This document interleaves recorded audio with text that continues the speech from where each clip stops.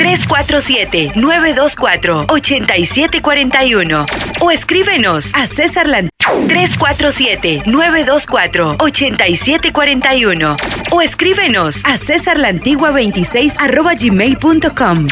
Este proyecto de radio digital pertenece a la Corporación de César Lantigua y Asociados. Anúnciate con nosotros y triplica tus ganancias. 347-924-8741. Antigua26@gmail.com. Este proyecto de radio digital pertenece a la Corporación de César Lantigua y Asociados. Anúnciate con nosotros y triplica tus ganancias. 347-924-8741. Un día me tocó dialogar directamente con el gran artista puertorriqueño muy admirado Héctor el Father, el pastor Héctor Delgado en estos días presentes. Fue una conversación amena de la cual aprendí mucho y sobre todo el respeto que siempre tuve por el cantante que muchos en el mundo dicen que dejó un vacío al salir de la música mundana, la música profesional relativamente. Pero yo digo que en realidad en esta entrevista me tocó preguntarle, ¿no hubo ningún tipo de ganancias en su vida o las pérdidas que el mundo podría asimilar son ínfimas en cuanto a lo que es la bendición que ha obtenido este hombre en el reino de los cielos, que de la tarima y de la fama del mundo hoy se encuentra pastoreando una congregación con una institución comunicativa y un bloque de personas que le siguen en Puerto Rico predicando al evangelio en todos lados? Bienvenido al pastor, al evangelista, al músico del Señor, Héctor Delgado, ex Héctor el Father. Quiero preguntarte, Héctor, Dios te bendiga, bienvenido. ¿De qué hogar tú vienes? ¿De qué tipo de casa, de hogar, de cimente tú vienes, hermano mío? ¿Dónde nace Héctor el Father y cómo fue tu juventud? Mira, yo vengo de un hogar muy amoroso. Un hogar con muy buenos ejemplos de un padre trabajador. Mi papá, ¿verdad?, ya partió con el Señor, pero trabajó por 38 años en Pueblo Extra.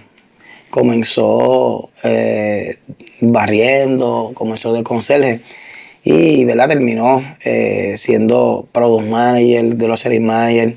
Y siempre vi en mi papá un ejemplo de un hombre, como decimos, fajón. Yo recuerdo que yo peleaba con él porque él los jueves los tenía libres y con eso se iba a trabajar. Y él decía, papi, pero ¿por qué tú vas a trabajar si estás libre? No, voy a chequear a los muchachos, que todo esté bien y que sí, con ese ejemplo. Mi mamá siempre fue ama de casa, pero... Decir un trabajo de tiempo completo, no era fácil ser madre tuya, y en el aspecto del crecimiento y el desarrollo, me imagino que era todo un esfuerzo. Mami vendía limber, cuidaba nenes. Me crié en una familia con una buena enseñanza. Fui un estudiante de buenos estudios.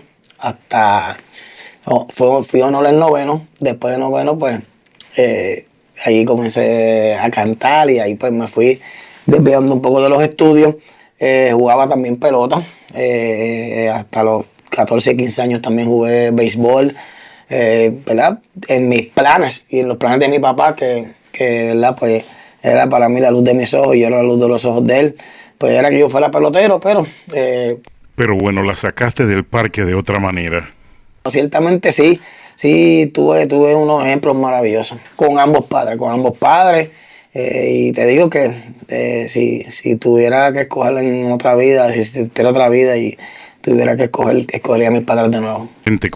Excelente cuando un hijo habla así de sus padres, habla que él era un fajón y que se sufrió para criarte y darte todo lo que tuviste, pero cuando llegas a la música cambia la historia. Yo jugaba pelota, yo era segunda base y entonces papi veía que yo en segunda base y ahora empezaba como que a moverme, a bailar y papi decía, algo está pasando aquí, hasta que comenzó a darse cuenta. No le gustaba. Recuerdo que mi papá fue dueño de una pizzería, lo que es la Inter. Esa pizzería pues llegó a ser de nosotros. Y recuerdo que ahí fue donde una de las primeras veces que yo canté. Pero como para aquel tiempo, ¿verdad?, pues se hablaba mucho malo, pues papi no le gustó y se frustró un poco porque él quería que yo fuera pelotero, pero después cuando vio, ¿verdad?, que en la música pues me estaba yendo bien, pues... Lo de eso, pastor, ¿cómo entras a la música? ¿Qué fue lo primero que te hizo y te llamó para entrar en esto? Yo desde chamaquito tenía pasión por el arte. Yo recuerdo que yo estudié en un colegio en Carolina que se llama Cervantes. Y en ese colegio yo bailé Juventud Vibra. Pues comencé por así, ¿verdad?, bailando Juventud Vibra. Hasta que de momento, pues yo creo que el género de reggaetón para aquel momento underground era como que esa puerta que se podía abrir sin tener que ir a una disquera, que ir acá. Pues, antes para ser un artista eso era algo, la película de mi vida, ¿verdad?, es algo bien real, fue así real. Yo los padres míos no querían que escucháramos esa música, entonces para yo escuchar a Vico C, que fue el primero que escuché, a Vico C, a Wiso G, pues yo tenía que utilizar un cassette que dijera otro nombre. Pues ese fue el primero que yo escuché, Vico C, recuerdo Vico C, Piro GM. Luego de eso pues comencé a cantar con Julio y con Rey, ¿verdad? Un grupo que se llama Master of Fun, ese fue el primer grupo que yo canté. Luego de eso pues cuando... terminé con Master of Fun, porque ahí comencé a cantar con Tito, porque Tito jugaba con mi hermano, y entonces pues Tito también ya había empezado a cantar, y ahí nos unimos, y ahí comenzó el dúo de Héctor y Tito. Es inevitable hablar, Héctor, de ese pasado. Cuando vamos a tu música, vemos una persona que grabó sexo, maleanteo, y que tenía muchas letras explícitas para el momento en que le tocó cantar. Realmente, mirando el contenido de tu música, Héctor, ¿eso era lo que estaba viviendo? ¿O Héctor el Father simplemente era letra con un personaje montado? Mira, la realidad es que cuando uno comienza, ¿verdad?, hablando de mi historia en el género de reggaetón, pues yo estaba detrás de la fama. Estaba atrás de una fama que me dijeron que cuando la tuviera también iba a tener dinero. Y ciertamente, pues, cuando uno comienza a hacer música, pues se da cuenta qué es lo que quiere el consumidor. Y el consumidor, pues, para ese tiempo lo que quería era maleanteo, canciones de sexo, y uno se convierte en un esclavo del consumidor, porque uno lo que quiere es tener fama y ganar dinero. 347-924-8741 o escríbenos a César Lantigua 347-924-8741 o escríbenos a cesarlantigua26@gmail.com. Este proyecto de radio digital pertenece a la Corporación de César Lantigua y Asociados. Anúnciate con nosotros y triplica tus ganancias. 347-924-8741. Antigua26@gmail.com. Este proyecto de radio digital pertenece a la Corporación de César Lantigua y Asociados. Anúnciate con nosotros y triplica tus ganancias. 347-924-8741. Pero además de cantarlo, Héctor, ¿era tu realidad? La gente que se movía a tu lado, ¿era realmente así, con la máscara con que se presentaban? ¿O todo era definitivamente una creación artística? Yo creé un personaje, pero ese personaje se adueñó de mí. Pues al principio, ciertamente, ¿verdad?, para ganar adeptos, pues todos los cantantes cantan de eso. Pues yo empecé a cantarlo, ¿verdad?, pero llegó un momento en que ese personaje me capturó. Ese personaje me absorbió.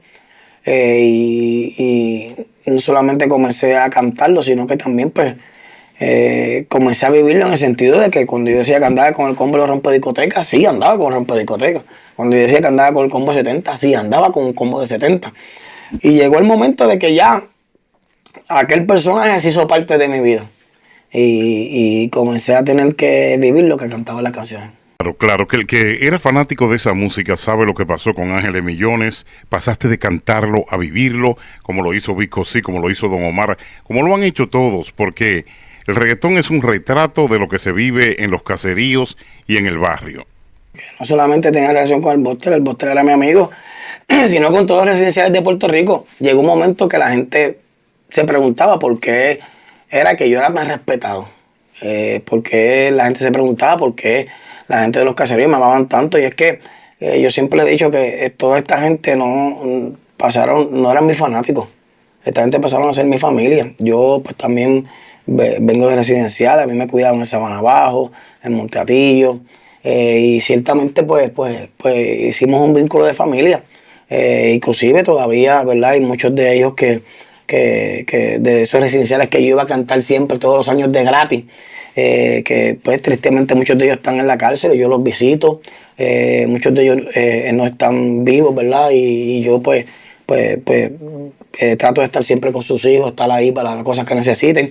O sea que ese vínculo, ¿verdad? Que se hizo con toda esta gente de la calle, por lo menos en mi persona, pues fue un vínculo familiar. O sea, son gente que todavía al sol de hoy, pues ¿verdad?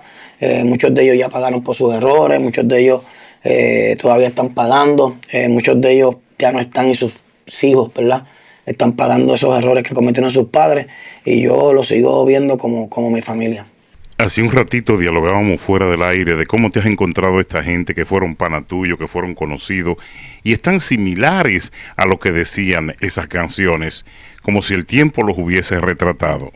En estos últimos años, ¿verdad? Dios me ha abierto una puerta que he predicado varias veces en la cárcel federal y te contaba que algo que me ha impactado es que cuando llego a los módulos a predicar, automáticamente me saludan los hijos de los amigos míos que ya no están o que ya cumplieron sus condenas de muchos años atrás. Y me dice, mira esto, yo soy el hijo de fulano. Mira esto, ¿te acuerdas de mí? No me acuerdo, yo soy el hijo de Sutano. Y me doy cuenta que todo, ¿verdad? Todo esto pues es un ciclo. Es un ciclo que hasta que la persona no se siente y calcule. Fíjate que ayer yo estaba predicando en un barrio en Río Grande y predicaba el tema siéntete y calcula. Y es que algunas veces nosotros no calculamos al final. No calculamos al final y hay mucha gente que no calcula el final. Yo calculé el final un día y yo decidí ponerle stop a la vida que yo llevaba porque pues calculé el final y yo sabía que el final iba a ser un final que no iba a ser muy bueno para mi familia. La mayoría de estos jóvenes no tienen una herramienta mental, no tienen una ayuda para calcular y predecir el futuro, porque muchas cosas cambiaron, inclusive la manera de divertirse, distraerse, la manera de cómo en los 80s, 90 tantas armas en la calle, tanto tipo de drogas, y hoy en día es un poquito decepcionante ver cómo a pesar de eso, la vida de muchos jóvenes no ha mejorado. Además es bien penoso ver que cuando tú vas a la historia de ciclo en la vida familiar de ellos, o no estaba uno de los padres presente, o tuvieron una niñez turbulenta, siempre tiene el tránsito de algo triste. Ciertamente, ¿verdad? No estamos justificando ningún acto que vaya en contra de la ley, pero muchas veces nosotros lo que hacemos con nuestra juventud es ponerle un parcho. Le ponemos un parcho y el parcho que tú le pones a la goma, tarde o temprano la goma se va a volver a explotar. Ahora, si tú compras una goma nueva o las remiendas nuevas, pues entonces vas a tener una goma duradera. Y muchas veces, pues, por ejemplo, un joven sale de la cárcel. Sale de la cárcel decidido a que ya no quiere trabajar más en el punto, decidido a que no quiere trabajar más en la droga. Pero ¿qué pasa? Que cuando sale de la cárcel, que va a buscar trabajo, no le dan trabajo. ¿Por qué no le dan trabajo? Porque tiene antecedentes criminales. Y muchas veces no le dan trabajo porque en el resumen dice que es de Lloren Torre o que es de tal sitio y no lo quieren aceptar. Entonces, vamos a ser sinceros. Este hombre tiene el deseo de cambiar, tiene el deseo de no volver al punto, pero no tiene cómo subsistir y cómo mantener sus hijos. Entonces, como te dije, no estoy avalando lo que están haciendo porque están cometiendo un error que a la larga van a volver a pagar. Estoy 100% de acuerdo contigo, Héctor, en eso, porque algunos de nuestros jóvenes están transitando a la adultez y se encuentran con estos inconvenientes que les sirven para seguir tronchándole la vida y las leyes no aplicadas desayudan más en vez de ayudar. Y yo pienso que aparte también de las herramientas, nosotros tenemos que también tener una prevención. Mira, yo recuerdo que hace un tiempo atrás, pues, nosotros fuimos, ¿verdad?, contactados para trabajar una barriada en Cagua. Y yo recuerdo que lo primero que nosotros hicimos, ¿verdad? Comenzamos a hacer cultos de oración, comenzamos a remodelar las casas, pero llegó un momento que nosotros comenzamos a buscar los jóvenes de esa escuela que estaban en esa barriada para llevarlos a la cárcel, para que ellos supieran lo que era la cárcel. Porque mira, hay jóvenes que no saben ni lo que es la cárcel, no saben lo que van a perder, como te digo ahorita, porque no han calculado y no les enseñamos a calcular, a que van a perder una libertad, que van a perder la familia. Les decía yo ayer donde estaba predicando que hay gente que no saben que cuando ellos se busque su condena, no solamente lo están metiendo preso a ellos, están metiendo preso a los hijos y están metiendo preso a la mamá. ¿Por qué? Porque cuando la mamá llega allí a corrección, la rebuscan como si fuera una criminal. Sí. Sí. El hijo, yo he visto hijos que le llevan un regalito, alguna comida a los papás y, o sea, que eso no lo estamos previniendo, no le estamos hablando a la juventud. ¿Sabes qué? Que existe un final, que tú tienes que calcular cuáles van a ser las consecuencias de ese final. Por eso yo estoy aquí, porque un día yo calculé mi final. ¿Cuál iba a ser mi final? Hay gente que dice, esto se convirtió porque lo hubieran matado. Descubrieron América. Pues si todo el que está cantando maleanteo, yo cantaba maleanteo, tenía enemigos liricales, esos enemigos muy liricales tenían también su corillo, pues seguro que mi vida estaba ¿verdad? En amenaza. Entonces por eso fue que yo me detuve, porque yo quise cambiar mi final. Entonces trata esta entrevista de los jóvenes que escuchen, que intenten cambiar su final, que calculen de manera inteligente y en Dios lo que les puede pasar en un futuro si no cambian el camino. La sanguijuela es un animal que chupa y es insaciable. Nosotros los seres humanos somos insaciables. ¿Qué te quiero explicar con esto? Ninguna respuesta que yo dé, ningún testimonio que yo dé, va a saciar a todo el mundo. Siempre va a haber el que dice se convirtió porque se estaba escondiendo, se convirtió porque... Pero la realidad es... No, yo sé, a la gente no le basta con la realidad. Hay muchos ateos que no están conformes nunca con las respuestas y otros que quieren ver el hecho más que las palabras. A 100 millas por hora, con mucha fama, con mucho lujo, con mucho poder. Y fíjate que es algo que yo siempre le he dicho a todo el mundo, que yo fui 2 veces artista. Yo tuve 10 años con Tito en una carrera muy exitosa. Fuimos los primeros en ganar un Billboard, en abrir el terreno a como quien dice el género. Los primeros que hicimos un concierto en Roberto Clemente, los primeros que fuimos a la televisión. Sí. Ok. Me separo de Tito y comienzo como Héctor el Father. Mucha gente pensaba que mi carrera se había muerto. Ahí como Héctor el Father no solamente ahora tengo éxito cantando, sino que también ahora soy productor, produzco a Don Omar, produzco a Yomo. O sea, yo probé todo lo que un artista ha probado 2 veces. Ahora, yo tenía algo que muchos artistas no tienen. Yo tenía el poder. Yo tenía el poder para pararme en 2 caseríos y decirle vamos a arreglar esta guerra. Muchas veces arreglamos guerras de residenciales que eran imposibles de arreglar. O sea, quiere decir entonces que no solamente lo probé todo, sino que también tenía el poder y es bien difícil deshacerse del poder. Porque es bien difícil deshacerse del poder. Ese desprendimiento que se requiere. Ahora, la pregunta es por qué yo lo hice.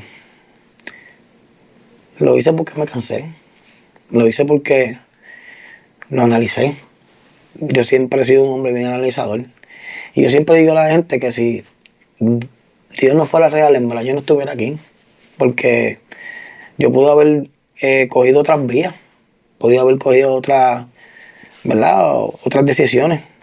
Pero después de haber analizado todo y haber probado lo que llevo probando hace 10 años, me di cuenta que la solución que quedaba en mi vida era acercarme al Señor, acercarme a Cristo. Y yo sé que por muchos años fue cuestionable. Los otros días se me acercó un joven y me dijo, tengo que pedirte perdón. Eso ahora me pasa mucho. Y yo, ¿por qué me tienes que pedir perdón? Porque es que yo no creía en ti. Y yo le dije, muchacho, los primeros 2 años yo tampoco creía en mí. La razón por la cual me tardé tanto es porque yo no creía que yo iba a cambiar. Es porque yo no creía que nunca le iba a ser fiel a mi esposa. Es porque yo no creía que yo nunca iba a cambiar mi carácter. Yo dije, no, chacho, yo no me voy a convertir porque el primer hermano que me falta de respeto en la iglesia se lo voy con la silla. O sea, el primero que no creía en mí era yo. Porque no entendía que de esto se trata esto, de ponerse las manos del Señor para que Él te cambie. Y yo creo que el mayor ejemplo es ese. El mayor ejemplo es que, como te dije, iba a 100 millas por hora y dije, no me quedan más opciones, yo quiero cambiar. Héctor, ¿hubo alguien o algo que influyó para que metieras esa emergencia y cambiaras así este camino de manera radical? Es que cuando yo empecé a pensar que algo estaba mal, ocurrió en el Madison Square Garden. Ahora pues, El Choliseo es fácil que todo el mundo lo llene, ya el Choliseo se convirtió en una discoteca. Llenar un Madison Square Garden era bien imposible. Y yo recuerdo que nosotros tuvimos un concierto con el Coyote, Héctor Litito, y creo que era Teo Calderón, y el Madison Square Garden estaba lleno. Ese día yo andaba con mi papá, que era la luz de mis ojos, mi mamá, con mi esposa, con mi hijo. Y ese día, nunca se me olvidó, nos quedamos en el Hotel Pensilvania y lo estaban remodelando. En el piso 19, en una suite. Y ese día en esa suite me comenzó una depresión terrible. Y entonces yo como que empecé a chocar conmigo mismo y dije, espérate un momento, porque yo no entiendo por qué yo estoy deprimido. Si yo tengo el Madison Square Garden lleno, tengo la familia. Yo creo que ahí como que comenzó Dios a tratar conmigo. Luego de eso, pues sí, Dios utilizó muchas personas que me hablaron. El primero que me habló del Evangelio fue Raymond, siempre lo he dicho. Me acuerdo, fue en la casa de Benny, para que tú veas que me acuerdo. En la casa de Benny Blanco, ¿te acuerdas de Benny Blanco? Claro. En la casa de Benny Blanco, Raymond tenía una nativa verde. Y sí, Dios utilizó muchas personas, pero también utilizó muchos sucesos. Muchos sucesos en los cuales, pues, yo sabía, este tiene que ser Dios. Y antes de terminar, Héctor, un suceso en particular que haya sacudido tu vida. Bueno, cuando salí de aquella vez de Aguada, que se había caído el caso. Y yo luego llegué a casa y me tiré de rodillas. Y cuando me tiré de rodillas, escuché esa voz de Dios bien profunda que me dijo, ya me tienes cansado. Y yo creo que eso fue el puntillazo. Por eso es que mucha gente pensará que este se convirtió porque le cogió miedo a la calle. Este se convirtió porque estaba apagado, que es mentira, porque yo estaba en el mejor momento de mi carrera. No, estabas en el pic. La cuestión es que me convertí, porque... Qué experiencia, mi hermano, dialogar contigo, aprender de la vida de una gran estrella, Héctor el Father, hoy el pastor Héctor Delgado en Puerto Rico, una leyenda de la música y sobre todo un hombre que ha tenido la humildad necesaria y suficiente para negarse al mundo, y como él mismo lo manifestó, la gente no lo creía porque todos decían, es muy difícil despegarse, abandonar el poder. Aquí en Radio Espiritual Mundial, yo soy César La Antigua, compartiendo con mi hermano de Puerto Rico, Héctor Delgado, el pastor, el evangelista, el misionero y el obrero de Jesucristo en estos momentos. Dios te bendiga, Héctor, y muchas gracias por concedernos esta hermosa entrevista. Gracias a ti. Sabes que te dije que soy fanático tuyo. Me gusta, ¿verdad?, escucharte, me gusta ¿verdad?, escuchar personas que cuando uno la escucha hablar, uno aprende. Muchas gracias, hermano querido. Honor que me hace y que regreses bien a Puerto Rico, la tierra que te ama y que te quiere, donde Dios te ha puesto a desarrollar un pastorado exitoso. César La Antigua, Nueva York, Radio Espiritual Mundial, con nuestras entrevistas exclusivas.